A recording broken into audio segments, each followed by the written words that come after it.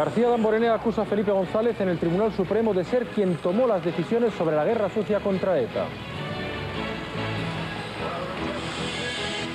3 días después del terremoto en Afganistán empieza a llegar a la zona la ayuda internacional. Los heridos están siendo ya evacuados. Hay más de 4.000 muertos. Un despiste del conductor de un camión pudo ser la causa de que su vehículo chocara hoy con un tren en Murcia. En el accidente murió una joven. La victoria de la selección sub-21 en el Europeo de Fútbol alienta a los jugadores españoles a insistir en que se mire más a la cantera y menos a los extranjeros. Comienza la retirada de los lodos tóxicos en las fincas agrícolas de Doñana. El gobierno andaluz toma muestras de cada terreno para garantizar las indemnizaciones.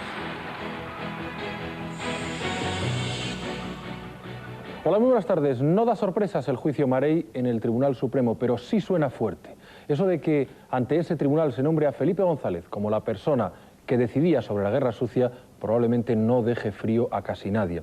Quien lo ha hecho, García Damborenea, acaba de confesar que se ha quitado un peso de encima. Después de declarar, ¿cómo se siente? Pues mucho más descansado, claro. Mucho más descansado. No es nuevo, ya había acusado Dambo, así le llamaban los socialistas cuando era jefe de los vizcaínos y eran amigos, ya había acusado a Felipe González, además en una rueda de prensa, pero nunca, como hoy, ante un tribunal, ante el Tribunal Supremo. Su declaración ha centrado y seguro que marcado también la jornada. Presten atención porque no parece que se haya quedado corto o se haya guardado nada de pólvora. Con la declaración de Ricardo García Damborenea, el listón de las acusaciones ha alcanzado el último peldaño. El que fuera líder de los socialistas vizcaínos ha sido el primer procesado en imputar responsabilidades a Felipe González en la trama de los GAL. ¿El presidente del gobierno estaba de acuerdo con intervenir en el sur de Francia? Yo creo que siempre ha estado con eso, ¿no? Sin embargo, los intentos de la Acción Popular para que Damborenea precisara sus acusaciones han topado con el presidente de la Sala Segunda. ¿Que el presidente del gobierno tenía que asumir la responsabilidad o dar la cara respecto a estos hechos? No conteste a esa pregunta. Es absolutamente impertinente, señor letrado. No obstante, el exdirigente socialista ha reiterado en varias ocasiones sus acusaciones contra González y ha señalado al expresidente como máximo responsable. ¿Recuerda usted la toma de decisiones a quién correspondió? La toma de decisiones solo puede corresponder a quien está facultado, a quien tiene la potestad. Nada más. Lo que le pregunto es si recuerda a quién. Pues el presidente del gobierno. En su declaración, Damborenea tampoco se ha olvidado de José Barrionuevo. El señor Barrionuevo, en la conversación a la que usted se refiere, Sí. que es de la que estamos hablando, me plantea dos cosas.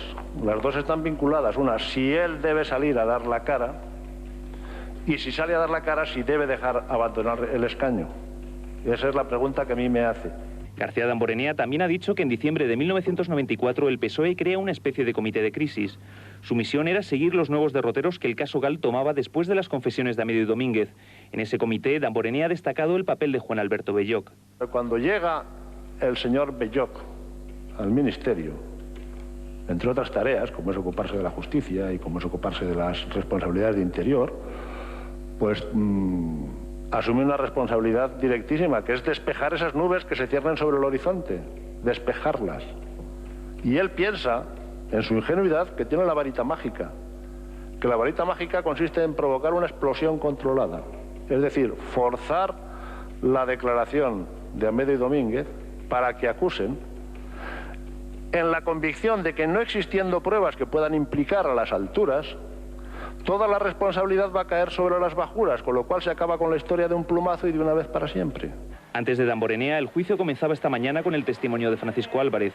El entonces responsable de la policía de Bilbao ha negado que a través de una llamada a la Cruz Roja se condicionara la puesta en libertad de Marey a cambio de la de 4 geos detenidos en Francia. En este caso, la llamada que se produjo en la Cruz Roja de San Sebastián, que es a la que quiere hacer referencia su señoría, entiendo, es una llamada que no la ha hecho ninguno de los que estábamos en la operación de la detención del señor Marey, y por otra parte, ninguno de los que estábamos en conocimiento de la situación de los policías podíamos haberla hecho porque era para perjudicarles.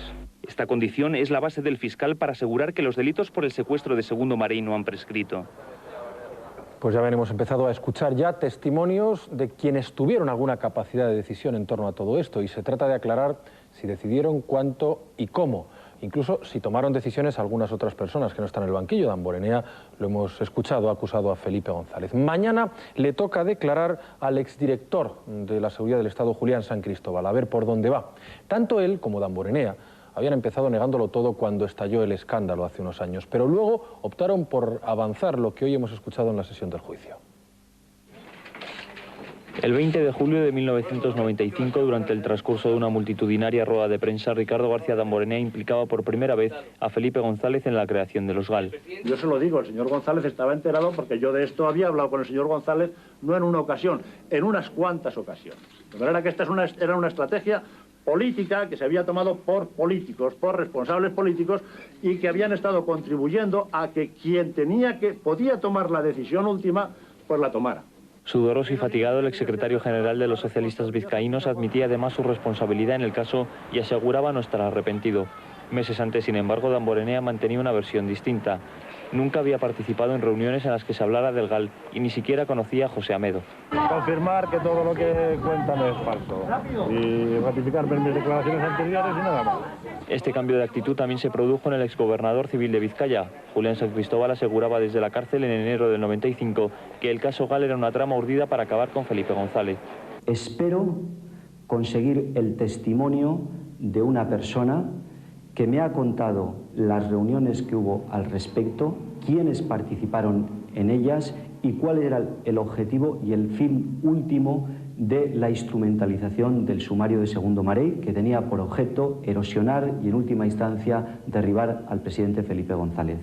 Un año después, San Cristóbal declaraba ante el juez que los GAL se crean para terminar con el santuario de Terra en Francia y que es impensable que sus superiores no tuvieran conocimiento de ello. Tanto en mi paso por el Gobierno Civil de Vizcaya como en mi estancia como director de la Seguridad del Estado en el Ministerio del Interior, todas las decisiones importantes siempre se han consultado, se han debatido y han contado con la autorización pertinente de mis superiores. Damborenea y San Cristóbal no son los únicos encausados que han cambiado sus declaraciones. Todos los implicados, excepto José Barrionuevo y Rafael Vera, han rectificado versiones anteriores de los hechos, todos ellos con la justificación de que han sido abandonados por sus superiores. Mañana, insistimos, declarará en la vista del juicio Julián San Cristóbal. Pero volviendo al día de hoy, la víctima de los hechos que se juzgan, la persona que sufrió el secuestro, ha estado en Madrid. Segundo Marey acudía, como ven, esta mañana a los juzgados de Plaza de Castilla en compañía de su abogada para someterse a un reconocimiento médico que determine las secuelas que le quedan todavía de los 10 días que estuvo privado de libertad. La abogada de Marey considera crucial el chequeo para argumentar la solicitud de indemnización de 125 millones de pesetas que reclaman por los daños sufridos. Tras estar 2 horas con los médicos forenses, Marey se marchaba hacia Hendaya. Desde allí, según sus familiares, estos días sigue todas las noticias sobre el juicio de su secuestro.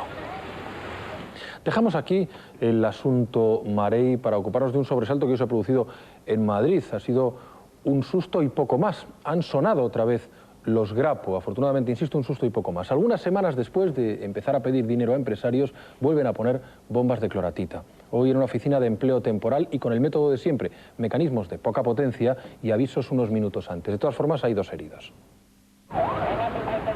Alrededor de las 11:30 de esta mañana, un artefacto explosivo estallaba en esta oficina de empleo temporal situada en una calle céntrica de Madrid. Poco antes, una llamada en nombre de los Grapo alertaba al personal de la empresa de la existencia de la bomba y anunciaba su estallido para 10 minutos después. Los daños son de escasa cuantía. El artefacto estaba situado sobre una papelera junto al ascensor en el vestíbulo de la 3ª planta. No ha habido tiempo para desalojar a todo el mundo porque el artefacto, compuesto por 1 kilo de cloratita y colocado dentro de una papelera, ha explosionado antes de lo previsto. Han visto un artefacto sospechoso, según nos han comentado, y estaban desalojando la planta. En un momento determinado ha estallado y ellos estaban también en el mismo descansillo y la onda expansiva les ha afectado. 2 policías resultaron heridos leves debido a la onda expansiva, así como una mujer embarazada que había inhalado gas y un joven oriental que sufrió una crisis de ansiedad. Esta es la 4ª acción de los Grapo desde que rompiera la tregua con el gobierno en febrero pasado. Tras casi 1000 días inactivos, reaparecieron el 13 de marzo con la colocación de 3 artefactos explosivos en delegaciones de Hacienda de Madrid y Alcobendas. En todos los casos han sido bombas de escasa potencia y siempre con aviso previo. El ministro del Interior, Jaime Mayor Oreja, ha dicho hoy en Valencia que este es un hecho aislado de los Grapo y que no hay que darle mayor importancia. Ni ha desaparecido esta organización ni tampoco tiene un proceso de especial reactivación. La acción de hoy se produce tras una campaña de extorsión a empresarios de toda España a los que enviaban cartas exigiéndoles cantidades que llegan a los 50 millones de pesetas. El que no quiere hacerse notar, pero no puede evitarlo, es el ya universalmente conocido como concejal Bartolín. El autosecuestrado de la Carolina insiste en su fábula, que se lo llevaron a la fuerza. Y debe ser por eso, por el miedo que tiene a que vuelvan a por él, por lo que se agarra con tanta energía a lo que más cerca tiene, el cargo de concejal. Porque van a verlo, no hay manera de que dimita, por mucho que se lo pidan. Un montaje para ganar votos y tener más protagonismo. Con estas palabras definen sus paisanos la aventura en Irún del concejal de la Carolina, Bartolomé Rubia Bartolín. La mayoría creen que debería irse del ayuntamiento una vez dejado el Partido Popular. Y si es verdad que ha sido un montaje, nada, que por la sensibilidad que hay sobre el tema y todo, yo creo que tenía que echarlo, pero vamos, del ayuntamiento por lo menos. O no está bien de la cabeza, o yo qué sé, o ha querido hacerse una maniobra a ver si le salía bien para las elecciones próximas. Que se tiene que ir a la cárcel y pagar todos los gastos de todos los movimientos policiales. La situación del concejal es cada vez más insostenible en el ayuntamiento. Desde hoy ya no milita en las filas del equipo de gobierno a petición propia y engrosará él solo el grupo mixto. Vengo a través del presente escrito a comunicar a la corporación mi cese como miembro de dicho grupo, así como mi intención de continuar como edil de este municipio, integrado en el grupo que a tal fin sea necesario crear en cumplimiento de la legalidad administrativa al respecto. Mientras el futuro político de Bartolomé Rubia se aclara, algunos vecinos piden respeto y cautela para él y otros enfocan su historia de una manera más jocosa. Que se haga justicia. Si ha sido un autosecuestro o no ha sido un autosecuestro, eso que se vea, que lo descubra. Que ya dicen, eres más embustero que Bartolín, porque es que ha quedado ya el buen hombre en buen sitio. Que yo que fuera yo me iba. Y si fuera hijo mío, en fin, no digo lo que haría con él. A pesar de que todos los indicios apuntan a que Bartolín se inventó su propio secuestro, tanto el concejal como su familia siguen insistiendo hoy en la veracidad de sus palabras. Sin embargo, esta historia está causando ya sentimientos de incredulidad y sobre todo de cansancio entre los paisanos de su propio pueblo. En la Carolina, Jaén, Mónica Padiar, Informativos, Telecinco. Aznar ha recibido hoy en Moncloa a su amigo Tony Blair. Al menos él se ha referido con ese tono de confianza al primer ministro británico. Anda el señor Blair recorriendo Europa para preparar la cumbre de Cardiff, con la que dentro de unos días se cerrará el periodo de presidencia británica de la Unión Europea. Quiere amarrar el éxito y hoy le ha tocado prepararlo con Aznar.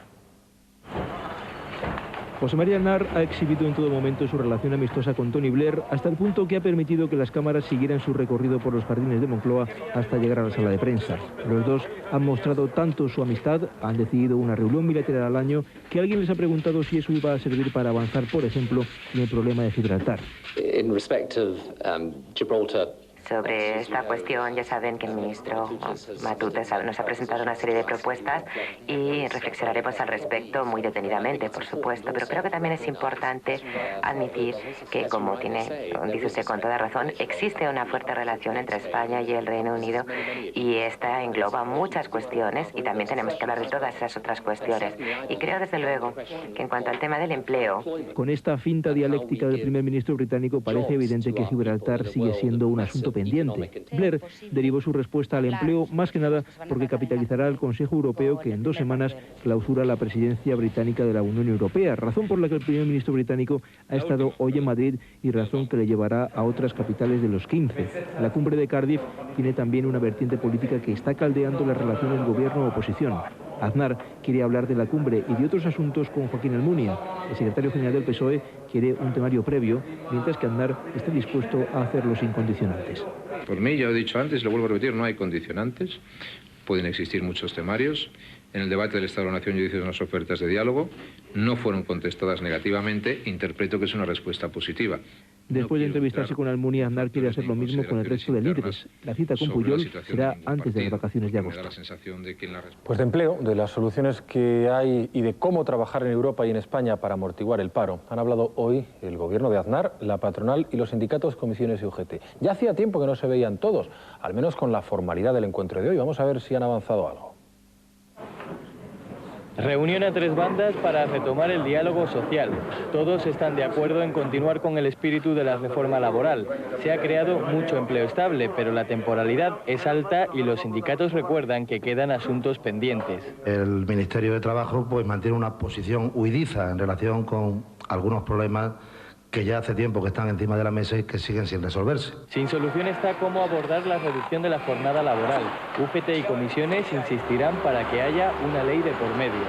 Sin resolver queda también el control de las horas extras para crear más empleo. Además, los sindicatos exigirán al gobierno más dinero para los parados que cobran un subsidio.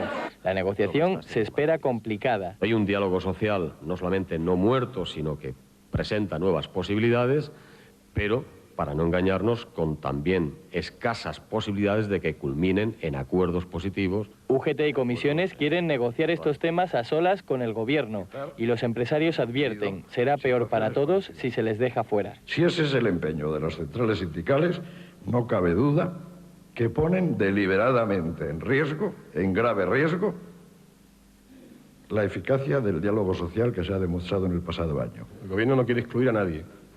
Y el gobierno las formas las pone al servicio del acuerdo. O sea, el gobierno va a plantear dinámicas bilaterales o trilaterales o tripartitas o bipartitas pensando en cuáles son las mejores soluciones para los acuerdos. A la par que negocian, los sindicatos ya han dicho que no levantarán el pie del acelerador y que seguirán presionando con movilizaciones.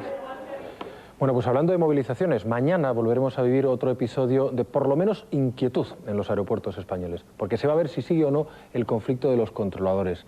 Hombre, esperemos que no, porque bastante hay desde hoy en el tráfico aéreo europeo. ¿Por qué?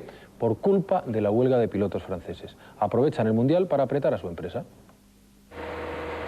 Los aviones de Air France se agolpaban esta mañana frente a sus hangares. Hoy no han volado porque sencillamente no había quien los pilotara. Cerca de 3.200 pilotos de Air France han ido hoy a la huelga, la más secundada de los últimos años. Se calcula que cerca de 100.000 pasajeros se han quedado hoy en tierra, ya que centenares de vuelos han sido cancelados. Pero esta situación puede empeorar, si cabe, aún más en las próximas jornadas. Los pilotos dicen que no volarán en los próximos 10 días, algo que, de ser así, tendría serias repercusiones en la Copa Mundial de Fútbol, que se inicia en Francia el próximo 10 de junio. Lo que piden los pilotos es la eliminación de la doble escala de salarios, es decir, que los pilotos recién incorporados a la compañía cobren igual que los veteranos. Además, se niegan a aceptar la congelación de sueldos prevista por Air France.